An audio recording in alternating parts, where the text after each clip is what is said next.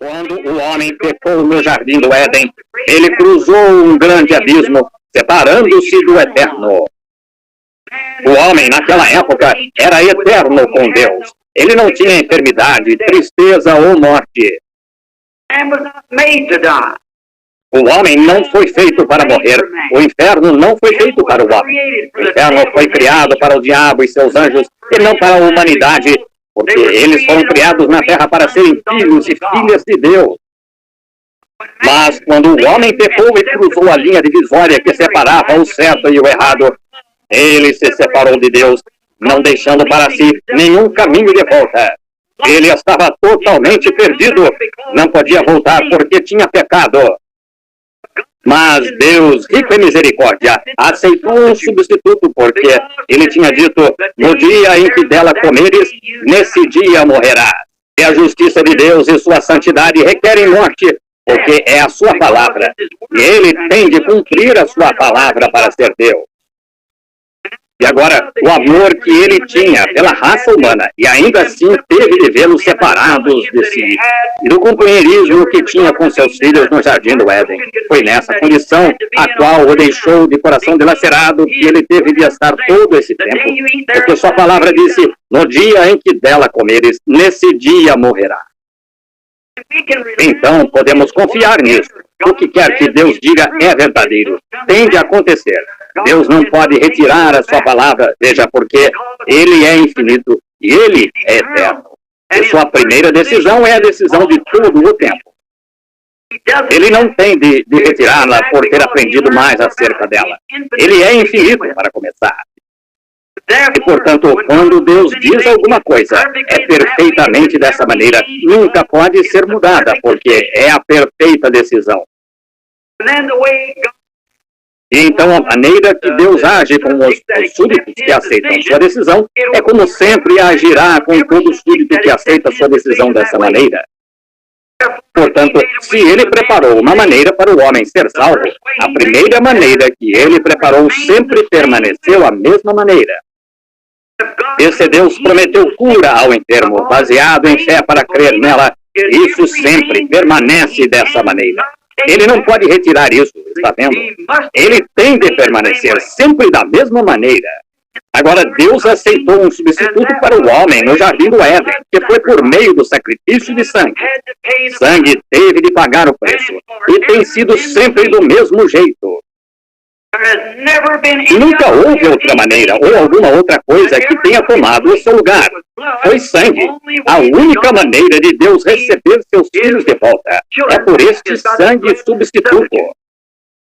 Nenhum outro preço pode ser pago, nada mais servirá. A primeira decisão de Deus é sempre perfeita e é eterna. E sabemos que isso é verdade porque Deus não pode mentir e Ele não pode retirar a sua palavra. Desde aquele tempo, essa tem sido a única maneira de Deus e o único lugar de companheirismo com o homem. Agora, o súdito era... Agora, a palavra morte significa separação. Quando morremos desta maneira, não significa nossa morte física, não significa que estamos mortos. Jesus disse: quem crê em mim, ainda que esteja morto, viverá. Todo aquele que vive e crê em mim, nunca morrerá. Agora, essa morte da qual está falando aí é a separação da presença de Deus. Mas a morte física pela qual temos de passar aqui, ainda assim não é morte. Ainda estamos na presença de Deus. Nós nos mudamos deste lugar para um lugar mais perto dele, em sua presença. Não é a morte que chamamos morte, que chamamos aqui. Lembre-se, ele disse à menina que tinha morrido, a filha de Jairo, ela não está morta, mas dorme. E riram-se dele. Ele, sabendo que ela estava morta. Esse foi o termo deles. Ela estava morta. Mas Jesus disse, ela dorme. E ele foi e a despertou e ela voltou à vida. Agora, de Adão até agora, o homem tentou fazer seu próprio substituto.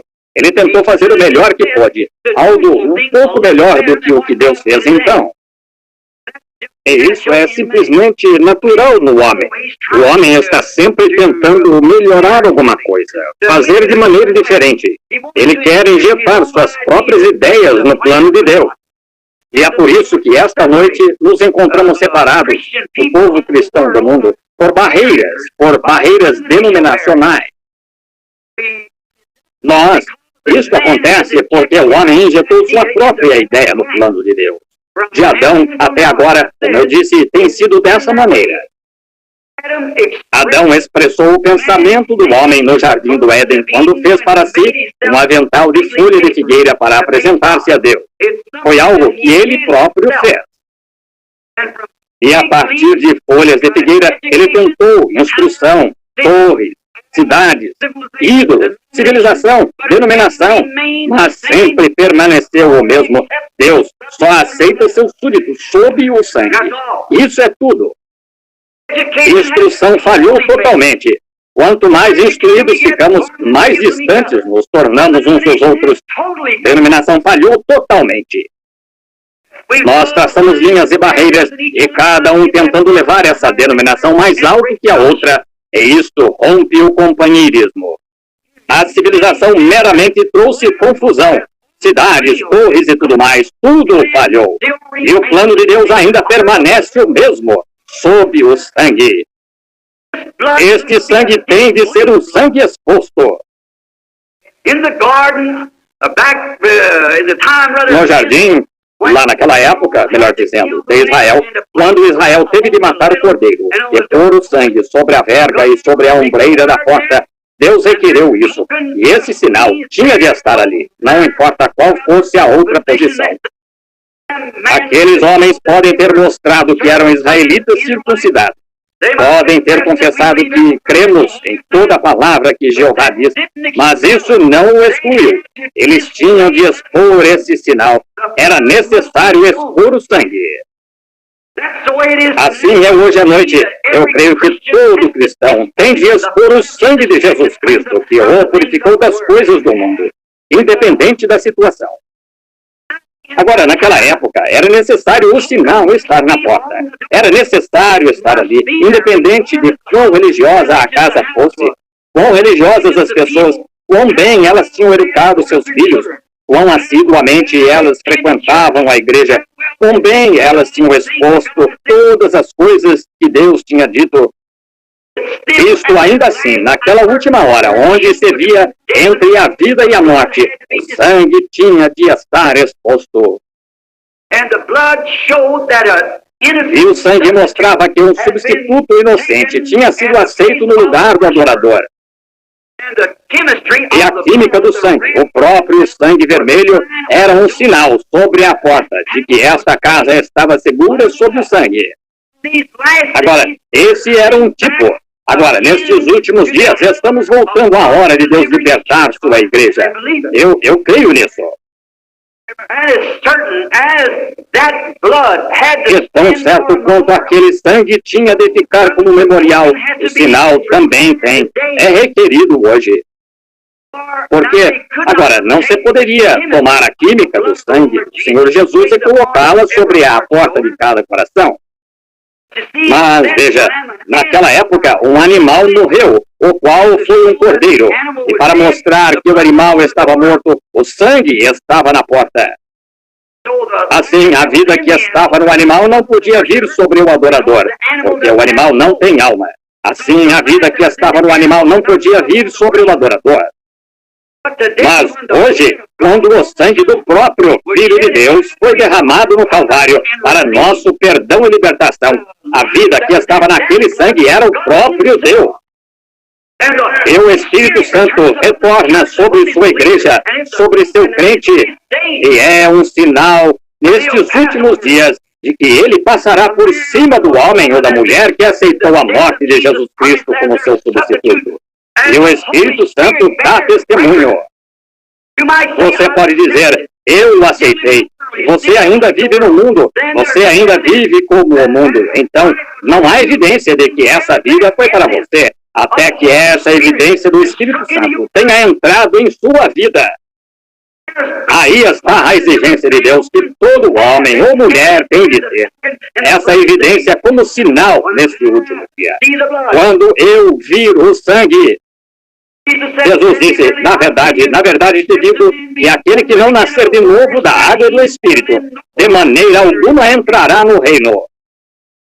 Portanto, tem sido o programa de Deus o tempo todo. Sangue. Foi sangue no Antigo Testamento, foi sangue no Novo Testamento. No Antigo Testamento foi a química, a qual foi um tipo da vida que havia de vir. Mostrou que foi aceito um substituto, mas o adorador saía com a mesma consciência culpada que tinha quando entrou e ofereceu seu cordeiro. Mas, desta maneira, quando o adorador, uma vez purificado do pecado, nunca mais tem consciência dele, a coisa está morta, passou e você foi mudado da morte para a vida. E você está vivo novamente em Cristo Jesus com vida eterna. O Espírito Santo descansando dentro de você, produzindo a vida de Jesus Cristo novamente. Porque a Bíblia diz em Hebreus 13:8, Ele é o mesmo ontem, hoje e eternamente. Deus está esperando pela hora de ver sua igreja chegar a essa posição, independente de denominação, independente de credo, cor ou o que seja, que sua igreja inteira chegue ao ponto em que esteja expondo o sinal da morte de Jesus Cristo. Porque um pouco, ele disse, e o mundo não me verá mais, todavia vós me vereis, porque eu vivo, vós também viveis. Eu estarei convosco e em vós até a consumação do século.